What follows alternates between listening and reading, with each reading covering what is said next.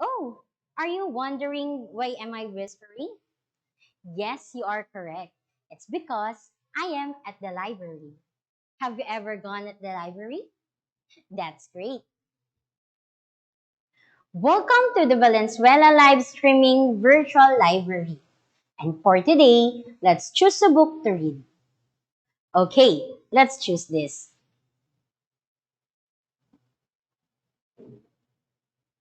Most essential learning competency, the objective, summarize narrative text based on elements, theme, setting, characters, and plot.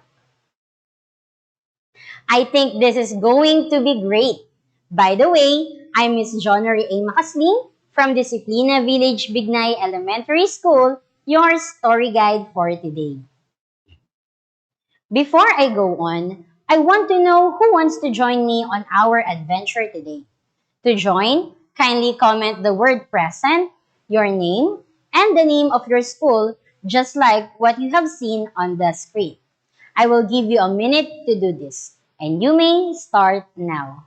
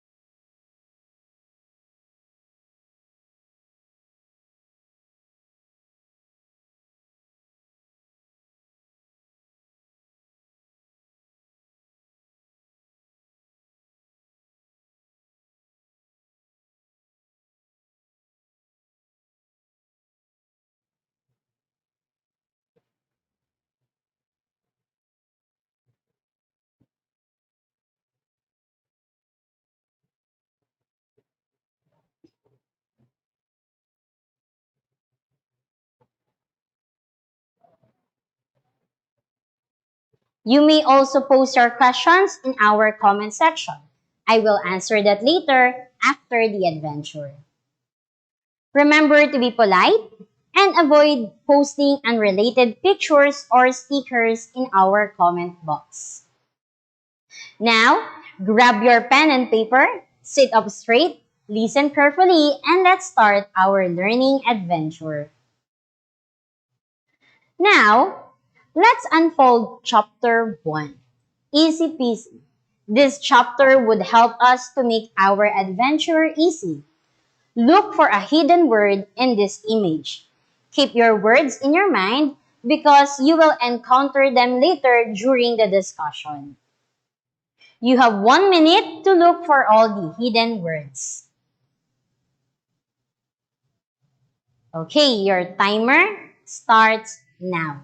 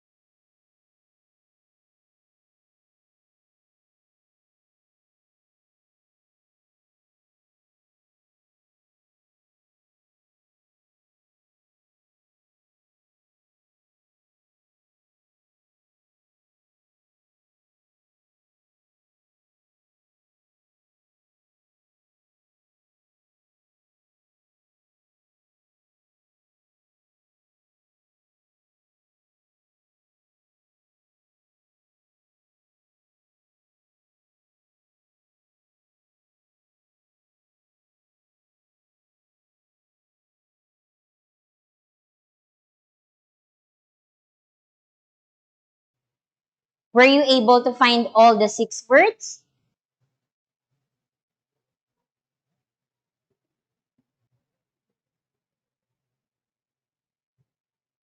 All right, let us now know the meaning of the following words. A narrative text is a type of literary text that entertains, informs, or instructs readers by telling a story. It can be either fictional or non-fictional. A summary is a short retelling of a story or a text that includes only the most important information. Elements of a narrative text. Now, we have four elements of a narrative text to be discussed today: characters, setting, plot, and theme. Now that we have a glimpse of our discussion today, let us move on to chapter 2. We are going to read a short story. But before that, let's first unlock some unfamiliar words. Hopping, to make a short leap or leaps on one foot. Toiling, work extremely hard. Bother, take the trouble to do something or worry. Moiling, hard work. Now that you are ready to read the story, start. The title of the story is The Ant and the Grasshopper. In a field one summer's day, a grasshopper was hopping about, chirping and singing to its heart's content. An ant passed by, bearing along with a great toil an ear of a corn he was taking to the nest. Why not come and chat with me, Said the grasshopper. instead of toiling and mourning in that way? I am helping to lay up food for the winter Said the ant. and recommend you to do the same. Why bother about winter? Said the grasshopper. We have got plenty of food at present. But at the ant went on its way and continued its toil. When the winter came, the grasshopper had no food and found itself dying of hunger, while it saw the ants distributing everyday corn and grain from the stores they had collected in the summer. Then the grasshopper knew it is best to prepare for days of need. Let's answer the following question. On whom does the story focus? The story is about the ant and the grasshopper. Where and when do you think the story happened? The story happened in a field one summer's day. What happened in the first part of the story? A grasshopper was hopping about, chirping and singing to its heart's content. An ant passed by, bearing along with a great toil an ear of corn he was taking to the nest. He asked the ant to chat with him.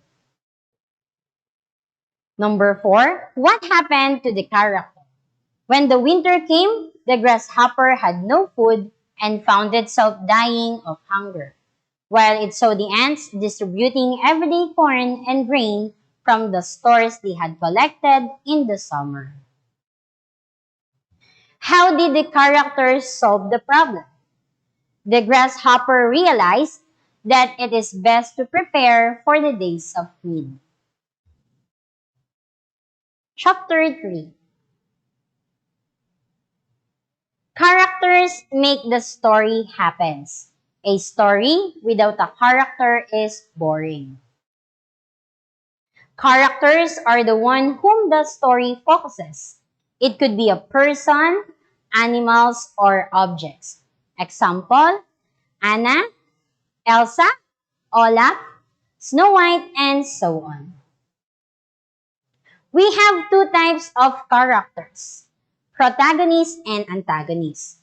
Protagonist, the main character of the story or the hero of the story. Antagonist, the character that is against protagonist, sometimes a villain or the enemy. Next, we have settings. Setting tells us about where and when the story happens. Where? On the beach, inside the house, in the desert. When?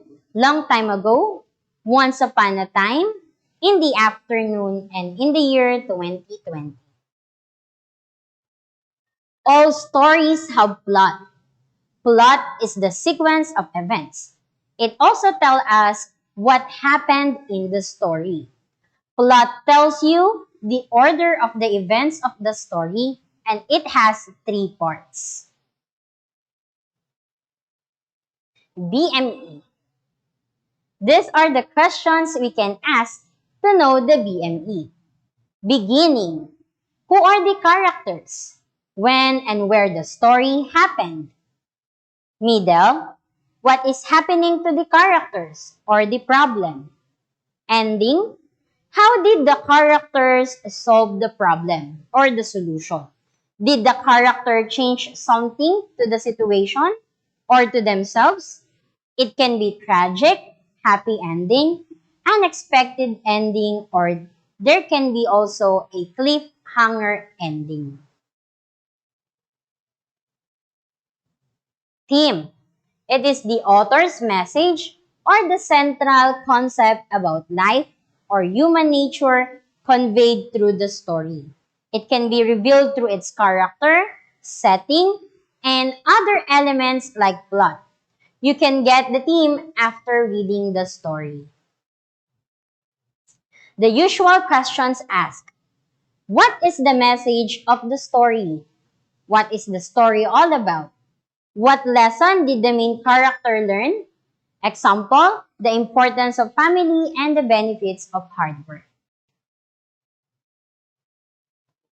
Okay, now let us see if you understand the chapter 4. Read the following questions, then write the letter of the correct answer on your paper.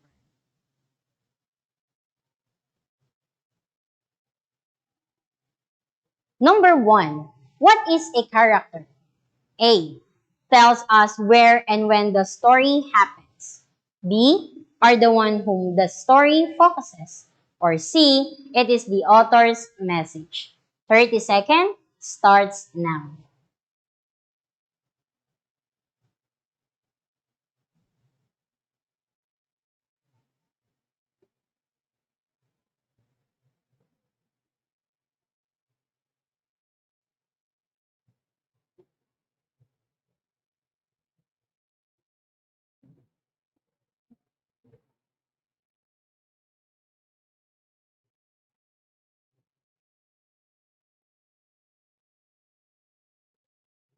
Okay, the correct answer is letter B.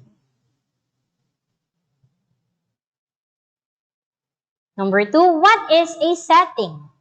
A. It is a sequence of events. B. It is the author's message. C. Tells us where and when the story happens. 30 seconds starts now.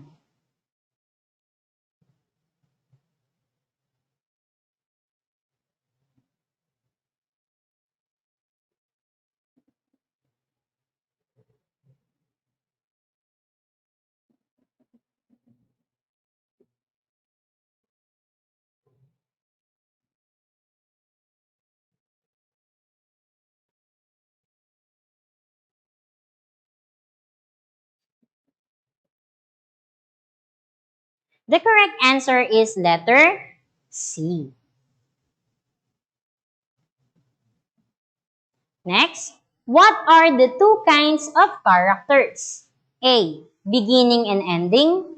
B. Time and place. C. Protagonist and antagonist.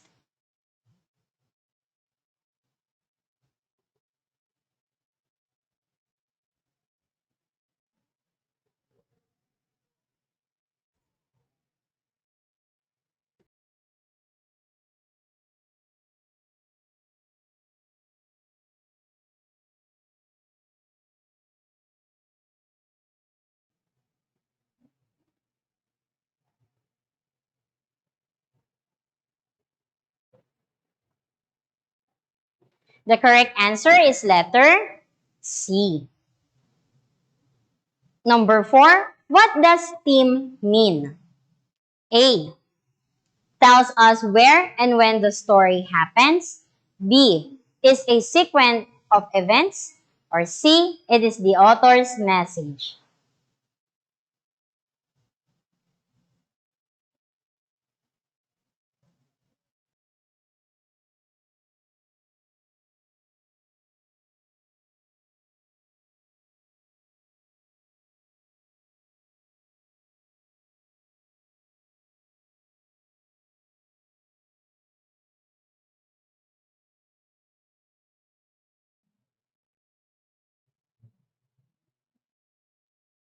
The correct answer is letter C. Last, number 5. What are the elements of a narrative text? A. Beginning, the, plot. B. Plot, settings, characters. C. Characters, settings, plot, and the theme.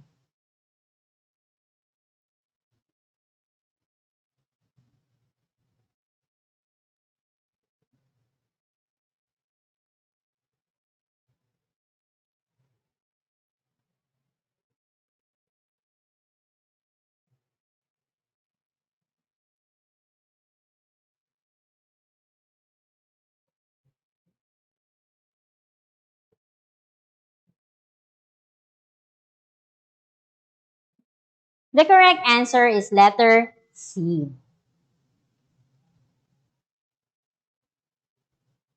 Great job!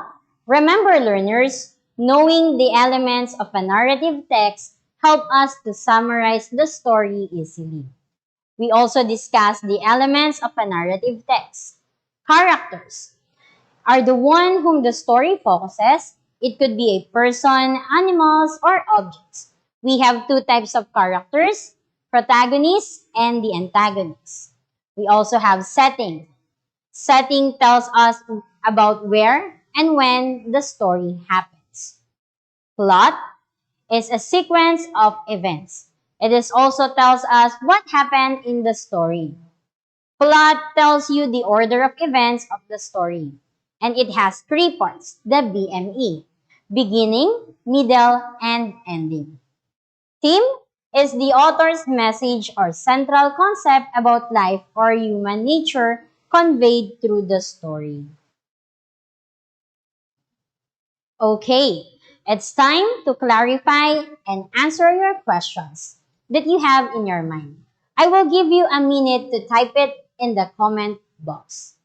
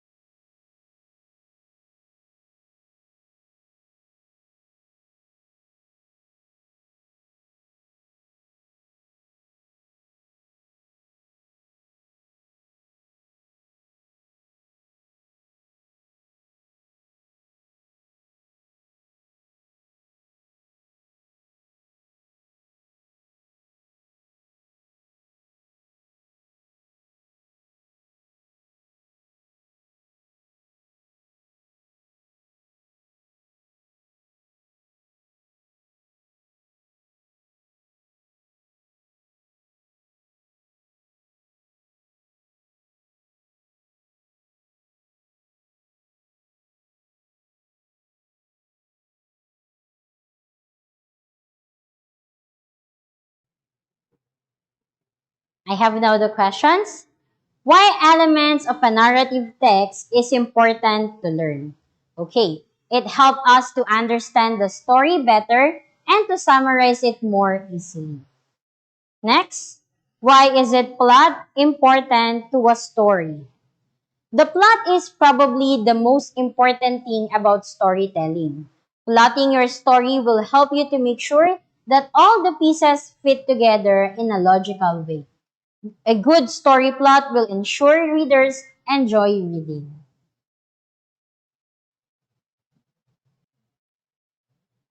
Okay, I hope I was able to answer your questions. For the questions that have not been read, don't worry because your English teacher will answer this during your follow-up discussion. Thank you for actively participating in our class today. Let us always remember that education will not stop inside the classroom. Education is existing because you are learning. As your teacher always say, in any situation, education must continue. Goodbye and see you next time.